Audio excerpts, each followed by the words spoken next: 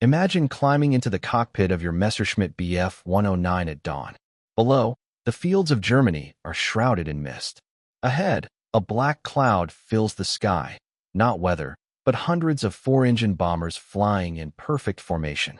Each one carries more explosives than your entire squadron can destroy in a week. This was the moment Heinz Nock, a Luftwaffe ace with dozens of victories, realized the war was already lost. When Heinz Nock first joined the Luftwaffe, the Air Force of Nazi Germany was still considered the most advanced in the world. Sleek Messerschmitt Bf 109 fighters dominated the skies over Europe in 1939 and 1940, and the Blitzkrieg campaigns across Poland, France, and the Low Countries had shown the terrifying power of coordinated air and ground warfare. Nock, like many young German pilots, believed he was part of an elite brotherhood destined to protect the Reich and guarantee German superiority. His early experiences reinforced this belief. Luftwaffe pilots were meticulously trained, often flying hundreds of hours before ever seeing combat, and the emphasis was on producing quality over quantity, small numbers of highly skilled aces rather than mass-produced crews. This philosophy seemed justified during the Battle of France and even in the early months of the Battle of Britain. German pilots routinely racked up multiple kills in a single day, and legends like Adolf Galland and Werner Mulders became national heroes. But beneath the propaganda lay hidden weaknesses. The Luftwaffe had been designed as a tactical air force, meant to support ground troops with close air support and short-range bombing, not a long-range strategic bombing campaign. Germany had no equivalent to America's heavy four-engine bombers, and while the Reich was producing advanced fighters, the numbers were never enough to replace losses. By 1942, as Germany expanded deeper into the Soviet Union and faced growing Allied resistance, the Luftwaffe's resources began to stretch thin. Bombing campaigns over Britain had failed, the Eastern Front was consuming men and machines, and in North Africa, Rommel's Afrika Korps was being hunted by Allied air power. Still, for young men like Heinz Nock, the Luftwaffe represented Germany's pride. He believed in the ace system, in the myth that a handful of skilled German pilots could turn the tide against any number of opponents. It was an illusion that would soon shatter, because by 1943, the United States was entering the war in full force, and with it came a level of industrial production Germany could not even imagine. And on October 14, 1943, Nock would see the truth with his own eyes. Wave after wave of American bombers blotting out the sky, a storm of steel that no amount of courage or skill could ever defeat. On the morning of October 14, 1943, Heinz Nock climbed into his Messerschmitt Bf 109 and prepared for another day of interception duty. But this was no ordinary mission. Reconnaissance reports had already signaled that a massive formation of American bombers was heading toward Schweinfurt, home to Germany's critical ball-bearing factories. Without these bearings, tanks, trucks, and aircraft across the Reich would grind to a halt. When Nock's squadron reached altitude, the horizon itself seemed to change. Before him stretched a sight so overwhelming that even a battle-hardened Luftwaffe ace felt his stomach tighten. 291 American B-17 flying fortresses, their silver fuselages glittering in the sunlight, flying in tight, disciplined combat box formations. Each B-17 bristled with up to 13.50 caliber machine guns, creating overlapping fields of fire. To break into their defensive wall, a German pilot had to face a hurricane of bullets. It wasn't just a battle of planes, it was a battle of mathematics. Nock realized it instantly. Even if every German fighter scored a kill, the bombers would still reach their targets. And the Americans weren't sending a single raid. By late 1943, Allied production lines were rolling out hundreds of new bombers and fighters every month. As Nock dove into the formation, tracers tore past his canopy. He squeezed the trigger, his cannons spitting fire at a fortress, but the return fire from gunners stitched across the sky in every direction. Nock broke away just as the bomber he had aimed at lurched, trailing smoke, but dozens more pressed forward, unmoved, steady, and relentless. Below, German cities burned. Ball-bearing plants were shattered, and despite heavy losses that day, 60 bombers destroyed, more than 600 airmen killed or captured, the Americans had shown something terrifying. They could absorb massive losses, and come back the very next week with even more planes. For Nock and others in the Luftwaffe, the sight of that endless stream of bombers was a revelation. Germany was not just fighting pilots in the air. It was fighting America's factories, its workers, its endless assembly lines. And in that moment, as the sky filled with aircraft built thousands of miles away in Detroit, Seattle, and California, Nock understood a brutal truth. No matter how skillful the Luftwaffe's pilots were, Germany could never outproduce the United States. The shock of Schweinfurt was only the beginning. In early 1944, the Americans launched what became known as Operation Argument, or more simply, Big Week. From February 20th to 25th, waves of American bombers, escorted by an ever-growing fleet of fighters, struck at Germany's aircraft factories, ball-bearing plants, and critical supply centers. The objective was clear: destroy the Luftwaffe in the air and on the ground, before the planned invasion of France later that year. For Heinz Nock and his fellow pilots, Big Week was a nightmare unlike anything they had ever faced. On one mission, he described climbing into the sky only to see hundreds of contrails stretching across the heavens, like white scars drawn against the blue. Each contrail marked another American bomber, an endless procession of silver giants, escorted by sleek new fighters. And among those escorts was the aircraft that would change everything, the North American P-51 Mustang. Until this moment, German pilots had counted on one advantage: American and British fighters couldn't follow the bombers all the way into the heart of Germany. Short-range Spitfires and Thunderbolts had to turn back after escorting the formations for only part of the journey. Once they left, the bombers were vulnerable. But the Mustang changed the equation.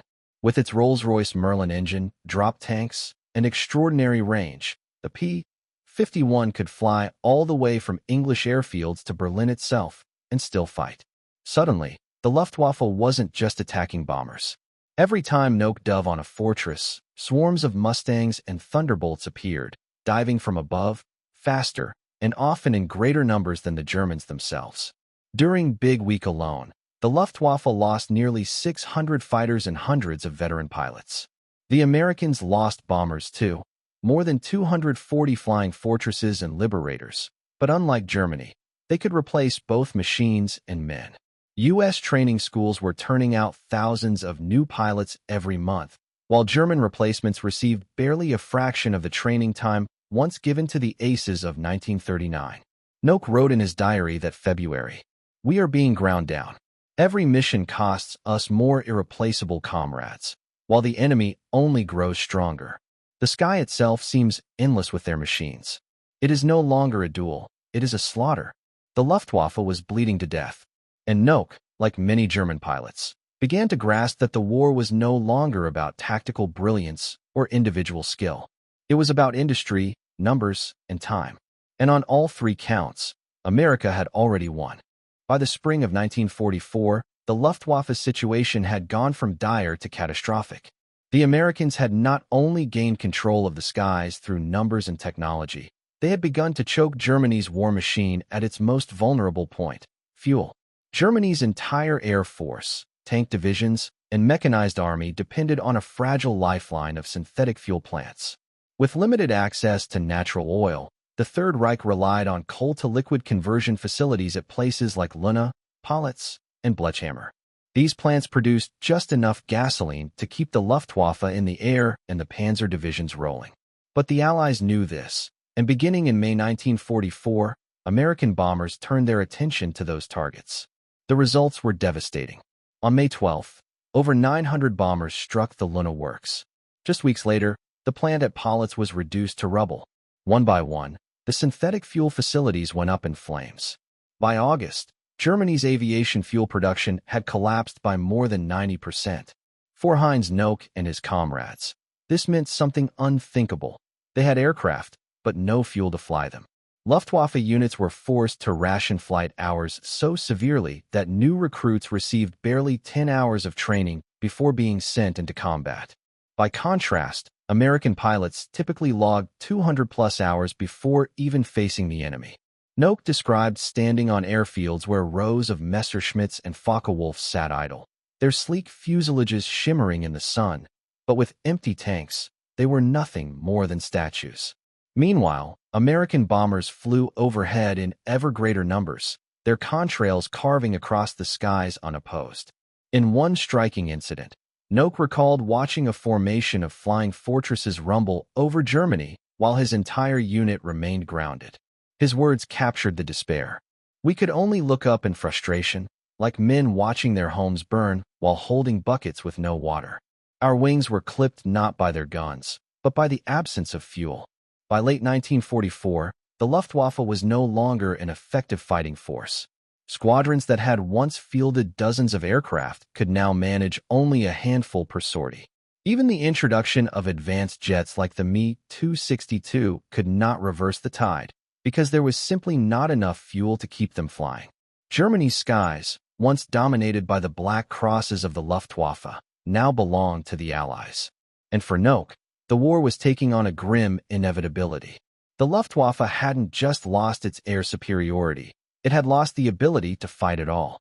If fuel shortages grounded much of the Luftwaffe's strength, the effect on pilot training and attrition was even more catastrophic. By 1944, the German High Command faced a cruel paradox. There were still plenty of young men willing to fly, but the Reich could no longer properly train them. Before the war, Luftwaffe pilots underwent rigorous instruction, often logging 200 to 250 flight hours before joining a frontline unit. This training produced the skilled veterans who had dominated Europe's skies in 1939 to 41, men like Galland, Molders, and Marseille. But as the war dragged on and fuel supplies collapsed, training hours plummeted. By late 1944, recruits were being sent into combat with as little as 20 to 30 flight hours total. Some had never even fired their weapons in the air before facing American bombers. The results were devastating. Every Allied bomber formation was now guarded by long-range fighters, P-51 Mustangs, P-47 Thunderbolts, and P-38 Lightnings, that hunted inexperienced German pilots mercilessly. New Luftwaffe recruits often didn't survive their first mission. Entire classes of young men were being wiped out within weeks of arriving at the front. Heinz Noak described the horror in his diary. We were sending boys into the sky who could barely take off, let alone fight. They went up full of courage and came down in flames. It was not a battle, it was a slaughter. Meanwhile, American pilots benefited from an industrial system that could afford to lavish training hours, fuel, and aircraft on every recruit. A U.S. Army Air Force's pilot might spend a year or more preparing for combat, often with hundreds of hours behind the controls and advanced gunnery practice. The difference showed in the numbers. By 1944, the Luftwaffe was losing pilots faster than they could replace them. Over 12,000 German fighter pilots were killed in 1944 alone, a staggering toll that hollowed out the once elite force. To make matters worse, the few surviving veterans were exhausted. Men like Galland and Steinhoff could see that the Luftwaffe was being bled white, forced to throw unprepared boys against the full weight of American industry. Noak himself noted how morale collapsed as veterans watched their replacements perish. We had no hope of victory, only the duty to fight on. We looked at the new faces, pale and determined, and knew they would not be with us long. By the winter of 1944 to 45, the Luftwaffe was effectively a shell of its former self. What had once been the pride of Germany, the spearhead of Blitzkrieg, was reduced to scattering handfuls of undertrained pilots against bomber streams numbering in the hundreds. The outcome was no longer in doubt. For Noak and his comrades, every flight was now a desperate gamble for survival in a war that was already lost. By early 1944, the U.S. Army Air Forces prepared to deliver the decisive blow to the Luftwaffe. This campaign, codenamed Operation Argument, better remembered as Big Week, would change the balance of the air war forever. The plan was simple but ruthless. Unleash massive, sustained bombing raids against Germany's aircraft industry. Factories building Messerschmitt Bf 109s, Focke-Wulf FW 190s, and critical ball-bearing plants would be hit again and again until the Luftwaffe could no longer replace its losses. From February 20th to 25th, 1944, more than 3,500 sorties were flown. Waves of B-17 flying fortresses and B-24 Liberators, escorted by the newly introduced P-51 Mustangs, poured across German skies. For the Luftwaffe, Big Week was both a challenge and a trap. They had no choice but to rise and defend their homeland. Every available squadron was thrown into battle. The fighting was ferocious. Entire bomber formations clashed with swarms of German fighters. The air was filled with tracer fire, exploding shells, and burning wrecks spiraling to the ground. In just 6 days, the Luftwaffe lost over 600 aircraft, and, more critically, thousands of irreplaceable pilots. American losses were heavy too, about 250 bombers destroyed, but U.S. production could replace them almost instantly. Ford's Willow Run plant could build a new B-24 every 63 minutes. For Germany, every plane and pilot lost was a wound that would never heal. Heinz Nock flew during these battles and described the skies as black with bombers. He admitted that the endless streams of aircraft seemed almost inhuman. They came like a storm that never ended. We fought until our ammunition was gone, until our arms were weak, but still they kept coming. We knew then, no courage, no skill, could hold back such a tide. Big Week marked the turning point. After February 1944, the Luftwaffe was never again able to mount an effective defense against the Allies' bombing campaign. Factories lay in ruins, training programs collapsed, and the surviving pilots were pushed into a war of attrition they could not win. For the Americans, the skies over Europe had opened. For the Germans, Big Week was the moment they realized the end had already begun. By the end of 1944, even the most determined Luftwaffe veterans understood that the battle for the skies over Europe was lost. Every day brought fresh bomber streams. Hundreds of B-17s and B-24s, escorted by squadrons of P-51 Mustangs that seemed to appear from nowhere. The once proud Luftwaffe, which had dominated Europe in 1940, was now hopelessly outnumbered. The mathematics told the story. By war's end, the United States had produced nearly 300,000 aircraft. Germany managed just over 119,000, and most of those were destroyed faster than they could be replaced. Every German fighter destroyed represented months of lost work, scarce resources, and, too often, the death of a highly trained pilot. Every American bomber lost was replaced almost instantly by the arsenal of democracy, with Ford, Boeing, and Douglas running their production lines 24 hours a day. Heinz Nock described the grim realization vividly. When I saw entire formations of hundreds of bombers, and behind them yet more, stretching as far as the eye could see, I knew the truth. The war was no longer fought between men and machines. It was fought between nations of steel and oil, and Germany had already lost. This recognition was echoed by Luftwaffe leaders. Adolf Galland, one of Germany's most famous aces, admitted after the war that the day the P-51 appeared in the skies over Berlin, the war was lost. Erich Hartmann, the highest-scoring fighter ace in history, lamented how he and his comrades were forced to lead boys with barely any training against an enemy that had both numbers and experience on its side. Even the revolutionary Me-262 jet fighters, faster and deadlier than anything the Allies had in 1944, could not turn the tide.